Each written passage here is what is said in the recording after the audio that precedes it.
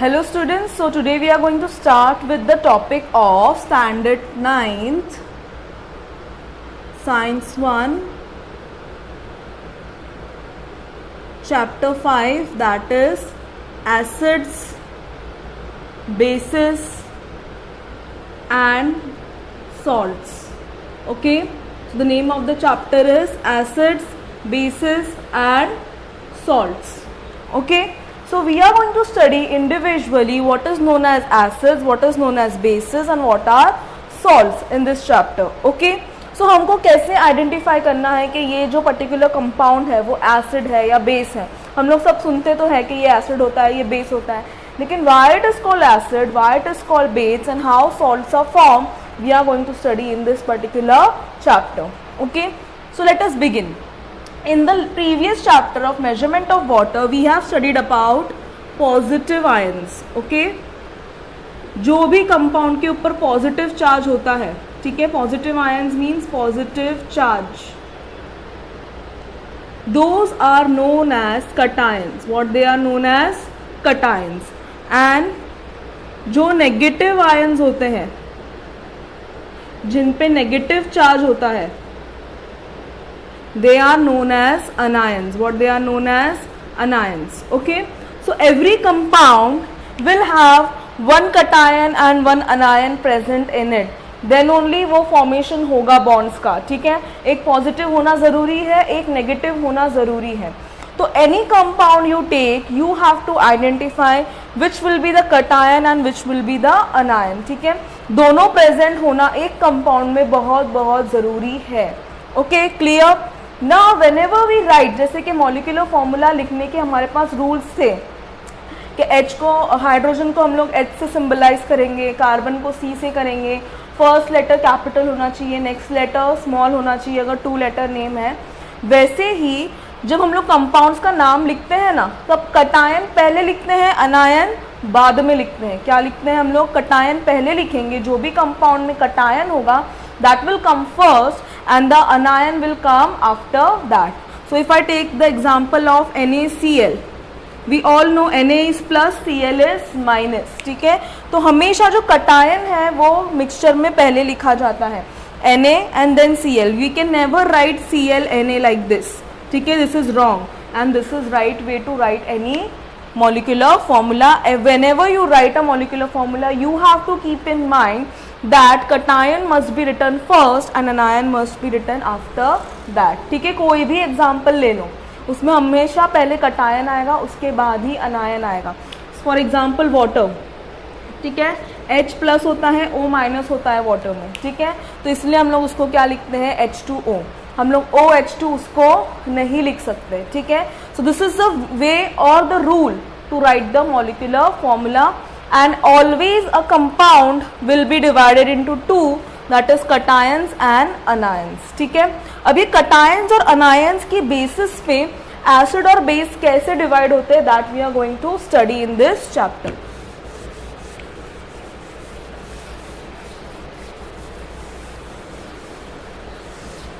Now let's suppose there will be any compound. ठीक है, उसका हम लोग क्या निकालेंगे? Cations and anions. ठीक है, सो लेट्स सपोज HCl, तो H प्लस Cl माइनस. ठीक है, NaOH, तो Na प्लस OH माइनस. ठीक है, वैसे ही HBr, तो H प्लस Br माइनस. ठीक है, तो जहाँ पर भी तुमको पॉजिटिव मिल रहा है, ठीक है, those are known as what? Cations. And next one will be known as what? Anions. And the one which is getting a positive charge are also known as basic radicals. ठीक है, क्या बोलता है उसको? Basic radicals. And the one which will get negative are also known as acid radicals. क्या बोलते हैं उसको हम लोग? Acid radicals. ठीक है, so firstly divide them into cations and anions which are positively charged and negatively charged. Then we are going to say that cation is basic radical and anion is acid radical. ठीक है, acidic radical. ये तो हमने समझ लिया. ठीक है, अब हम लोग पढ़ेंगे आयनिक कंपाउंड्स क्या होते हैं, ठीक है। नाउ बेस आयोनिक कंपाउंड्स पढ़ने से पहले हमको ये आइडेंटिफाई करना है कि एसिड और बेसिस हम लोग कैसे आइडेंटिफाई करेंगे, ठीक है। सो ये हम लोग सीखेंगे अरेनियस थ्योरी में, ठीक है। The scientist Arrhenius has done the experiment and he has given some reasons how to identify what which are acids and which are bases. तो ये करना आ गया तो अरेनियस थ्योरी भी हम लोग सीख सकते हैं, ठीक है। So before going on to Arrhenius theory we shall do some small topic that is known as ionic compound, okay। क्या सीखना है हमको? ionic compound। now ions mean charge, ठीक है। ions मतलब charged particles, ठीक है। तो आयोनिक कंपाउंड्स मतलब चार्ज कंपाउंड जो होते हैं, ठीक है। So best example we are going to take is of Na and Cl। Na has 11 electron, Cl has 17, we all know that. So we are going to draw the diagram of both.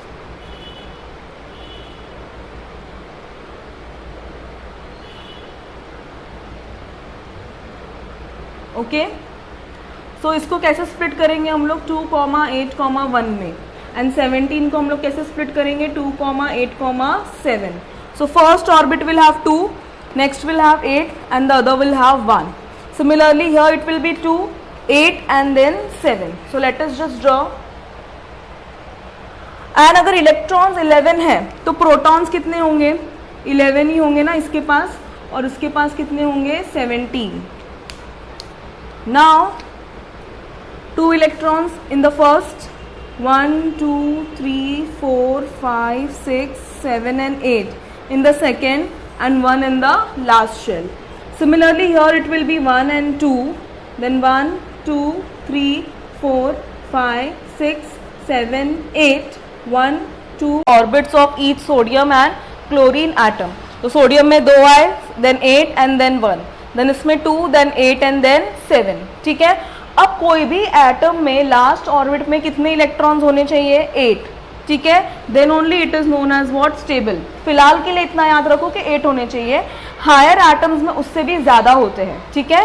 So just remember it is 8 for now. So यहाँ पे 8 नहीं है, इसके पास 1 है और इसके पास 7 है। अब सोडियम एक ही है उसके पास, तो उसको कोई 7 डोनेट करने वाला नहीं है। तो what sodium is going to do, he will give away this electron to chlorine, okay. तो क्लोरीन के पास 7 थे, सोडियम ने उसको 1 दे दिया, तो वो कितना हो जाएगा? पूरा 8 प्रॉपर हो जाएगा, ठीक है। सो उसके बाद क्या होगा?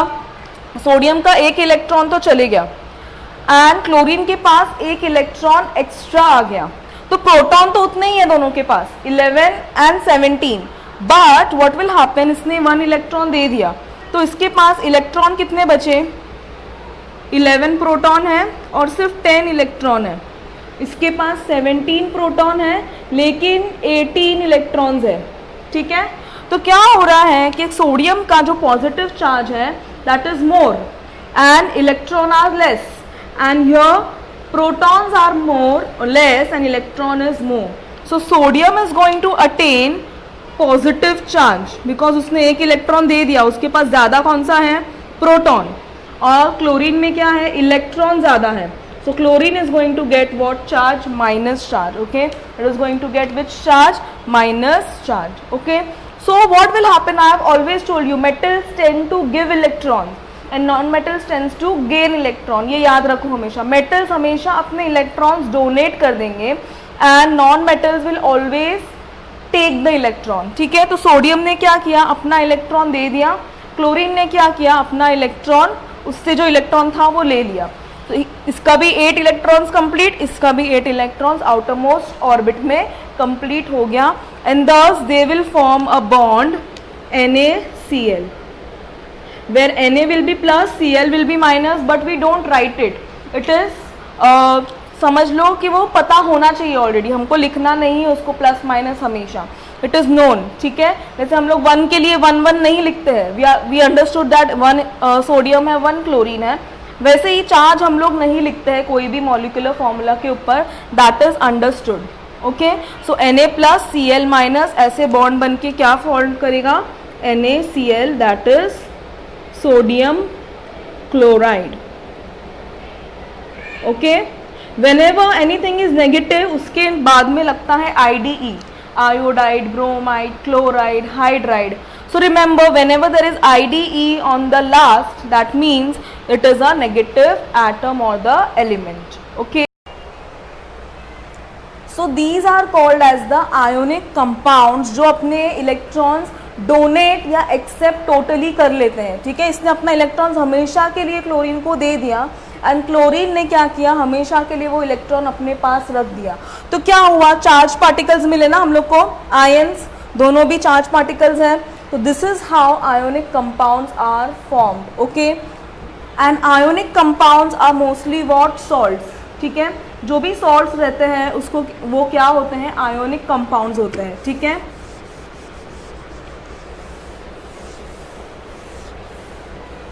Now as we studied that Na+ और Cl- होता है. ठीक है, दो टाइप के आयंस होते हैं.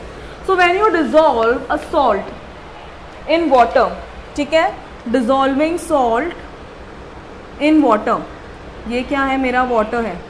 ठीक है, सो what will happen, I am adding NaCl into it. ठीक है, what I am adding NaCl into water. So what will happen, okay, water है, इसमें मैंने क्या डाला, NaCl डाला. सो what will happen is Na और Cl किस तरह से डिवाइड होते हैं, Na+ और Cl- के बेसिस पे डिवाइड होते हैं. So after putting into the water what will happen, this NaCl will split into Na+ Cl-. ऐसे रैंडमली Na+ Cl- के क्या बनेंगे, आयंस सेपरेट हो जाएंगे.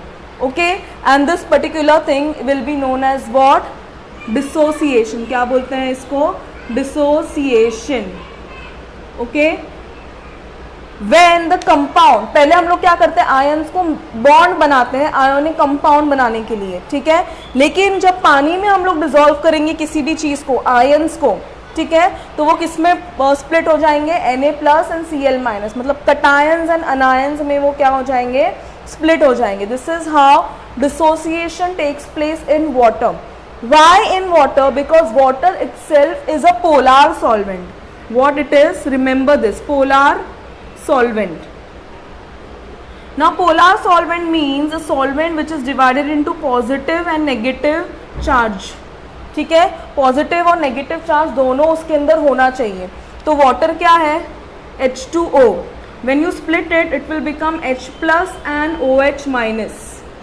ठीक है, तो वाटर क्या हो गया, दो चार्जेस में स्प्लिट हो गया, plus and minus. That's why it has two types of charge, plus and minus both. That's why the solvent water क्या है, पोलर सॉल्वेंट है. अगर कोई भी सॉल्वेंट पोलर है ना तो उसके अंदर आयोनिक कंपाउंड डिसोशिएट हो जाएगा. ठीक है, so this is how dissociation takes place, by dissolving what, NaCl into water. Water जो है वो भी एक खुद H+ OH में स्प्लिट हुआ है. ठीक है, बट वो हमको दिखाई नहीं देता है, वो एक्चुअली है वैसा, बट हमको वो दिखाई देने वाला नहीं है. So this is how Na+ and Cl- is going to split in the water. Normally जो सॉल्ट है वो स्प्लिट नहीं होगा, वो NaCl के फॉर्म में ही होगा. But when you pour it in the water, water is a what, polar solvent. तो ये क्या है, NaCl आयोनिक कंपाउंड है. तो ionic compound when dissolved in polar solvent will dissociate into cations and anions. Okay, so this is how dissociation takes place. Now after understanding dissociation, we are going to study about Arrhenius theory.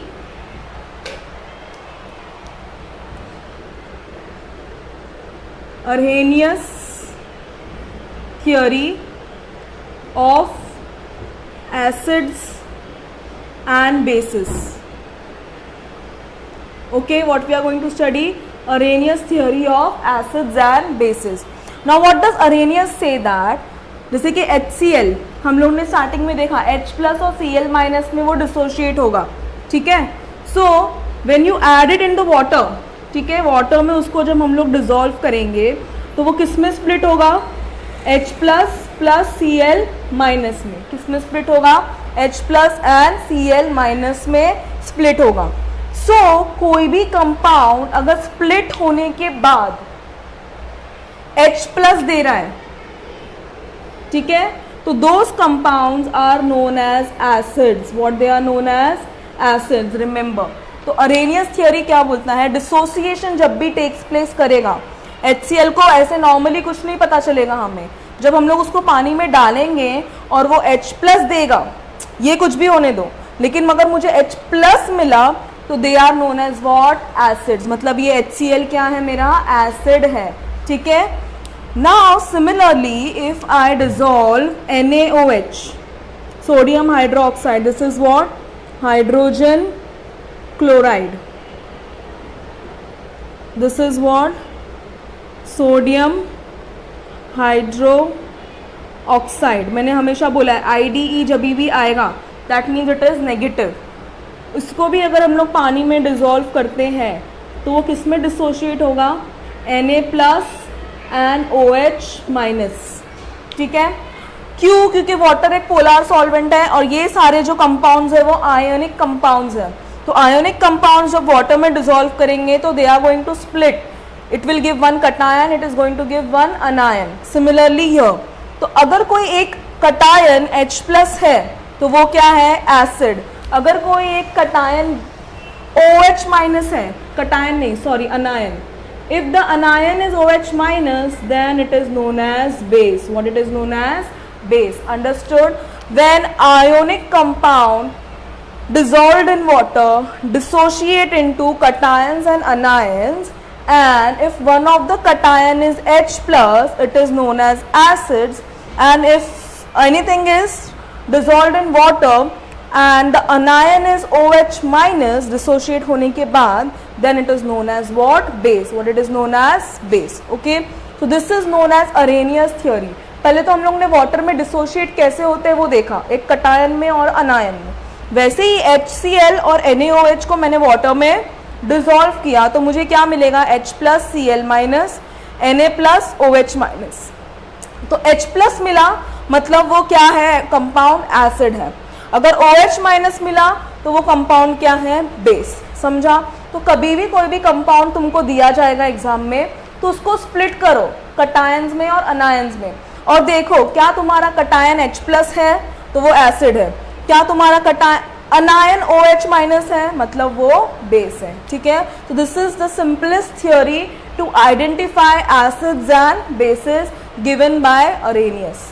Okay, very very important for exams also.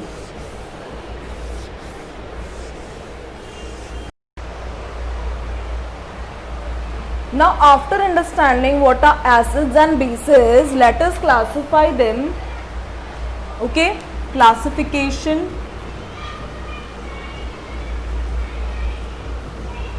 of acids and bases.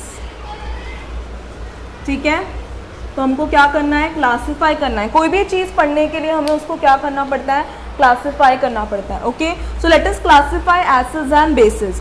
Now how are acids and bases classify? Acids दो तरह के होते हैं, strong acid, weak acid. Similarly bases will be of two types, strong bases and weak basis. Okay, and one more classification is there, is known as alkali. What it is known as, alkali. ठीक है, तो acids and bases किस तरह से divided है या classified है?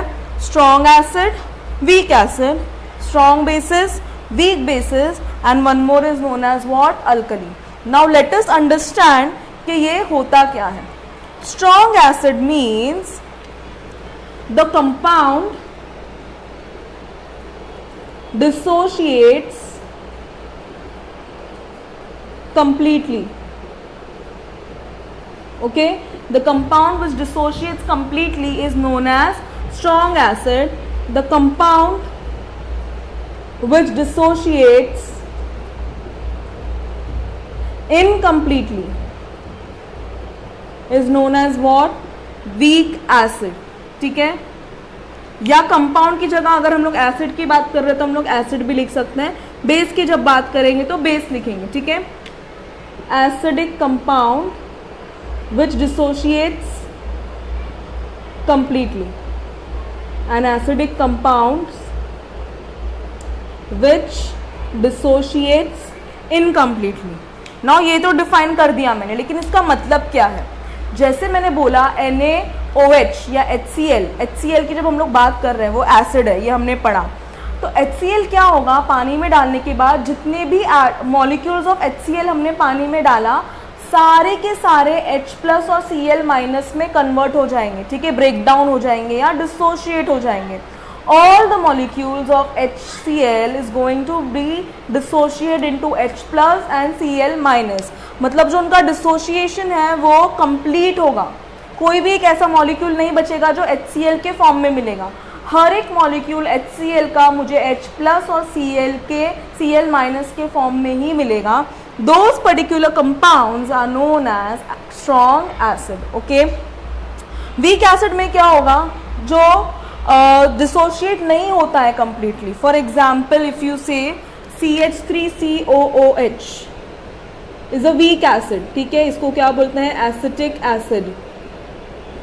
तो ये पार्ट पूरा माइनस होने वाला है और H मेरा प्लस होने वाला है. ठीक है, सो what will happen in this, जितने भी मॉलिक्यूल्स मैंने एसिटिक एसिड के वाटर में डाले, सारे के सारे CH3COO- प्लस H+ में डिसोशिएट नहीं होंगे. समझो मैंने 10 डाले ना तो 6 ही होंगे डिसोशिएट, बाकी के 4 वैसे के वैसे ही रहेंगे. ठीक है, so those acids are known as what? Weak acid. जो पूरी तरह से जितने भी मैंने मॉलिक्यूल्स डाले अगर वो ब्रेक डाउन नहीं होते हैं, that's why they are called as what? Weak acid. समझा? Strong acid, weak acid. कोई भी एसिड पानी में डालने के बाद अगर पूरा जितना भी डाला है डिसोशिएट हो जाएगा completely, will be known as what? Strong acid. और जो डिसोशिएट नहीं होगा कंप्लीटली, 10 में से सिर्फ 6-8 ऐसे ही हुए, तो उसको क्या बोलेंगे? Weak acid. ठीक है, तो H+ में वो डिसोशिएट नहीं होंगे पूरी तरह से. So this are known as what? Strong acid and weak acid. Same applies to base. कोई भी बेस अगर मैं डाल रही हूँ पानी में, अगर वो प्लस Na+ OH-, अगर NaOH मैंने ये बेस लिया, वो पूरी तरह से Na+ और OH- में डिसोशिएट हो जाएगा. अगर मैंने 10 के 10 NaOH लिए तो 10 के 10 Na+ और OH- में कन्वर्ट हो जाएंगे. बट वीक एसिड में क्या होगा? ऐसा नहीं होगा. एंड वीक एसिड का एग्जाम्पल है अमोनिया, NH4OH, अमोनियम हाइड्रोक्साइड. ठीक है, so ammonium hydroxide will not, जैसे कि अगर मैंने इसके 10 मॉलिक्यूल लिए तो 10 के 10 NH4+ OH- नहीं देंगे. ठीक है, 10 में से 6-7 इतना ही मॉलिक्यूल्स स्प्लिट होगा कटायंस में और अनायंस में. Okay, so this is the classification of acids and bases. The last one, alkali, is known as bases which dissolve in water. Bases which dissolve in water is known as alkali. Okay, the bases which dissolve in water is known as what? Alkali. मतलब जो भी base पानी में पूरी तरह से mix हो जाएंगे और हमको पता भी नहीं चलेगा कि पानी में कुछ डाला हुआ है या नहीं. It will completely dissolve. जैसे कि सॉल्ट हम लोग पानी में डालते हैं तो पता भी नहीं चलता है. Similarly if I put any base into the water and वो पूरी तरह डिजॉल्व हो गया, that mean that base is known as what? Alkali. What it is known as? Alkali. Okay, so all alkalis, जो भी बेस डिजॉल्व होगा पानी में उसको ही हम लोग अल्कली बोलेंगे ना. तो all alkalis are bases, but all bases are not alkali. Okay, so what did I say? All alkalis are bases. ठीक है, क्योंकि अगर वो बेस होगा और वो पानी में डिसॉल्व होगा तो ही वो अल्कली बोला जाएगा. but all bases are not alkalis. Okay, so alkali का डेफिनेशन क्या है? Bases which dissolve in water is known as alkali. So all alkalis का बेस होना जरूरी है, बट ये जरूरी नहीं है कि सारे बेस अल्कली हो. ठीक है, so the bases which dissolve in water they are also known as alkali. तो कभी भी एग्जाम में अल्कली वर्ड आया तो डरना नहीं है, वो क्या है? बेस है. कौन सा बेस है? जो पानी में डिसॉल्व होता है वो वाला बेस है. ठीक है, clear with the classification of acids and basis. Strong acid, weak acid, strong base, weak base and alkali. Strong मतलब कंप्लीटली डिसोशिएट होगा, चाहे वो एसिड हो या बेस. एंड वीक मतलब इनकम्प्लीटली डिसोशिएट होगा, मतलब टोटली वो कटायन और अनायन में डिसोशिएट नहीं होगा. जैसा मॉलिक्यूल हमने डाला था, थोड़े बहुत मॉलिक्यूल्स वैसे के वैसे ही इंटैक्ट रहेंगे उसके अंदर. They are not going to split into cations or anions. So this is the classification of acids and bases. Okay, so what did we study in this chapter up till now? That how to dissociate cations and anions looking at the compound. Then we studied what are ionic compounds, the one which totally donate or accept electrons and get a charge on it, positive or negative, are known as ionic compounds. Okay, फिर हमने देखा dissociation किसको बोलते हैं. ठीक है, पानी में डालने के बाद कोई भी चीज अगर पॉजिटिव और नेगेटिव में स्प्लिट हो जाएगी, that is known as what? Dissociation. तो because of dissociation what did we study? We studied Arrhenius theory. कि अरेनियस ने डिसोसिएशन को यूज करते हुए कैसे आइडेंटिफाई किया किसको एसिड बोलेंगे और किसको बेस बोलेंगे. And after that we studied what is classification of acids and basis.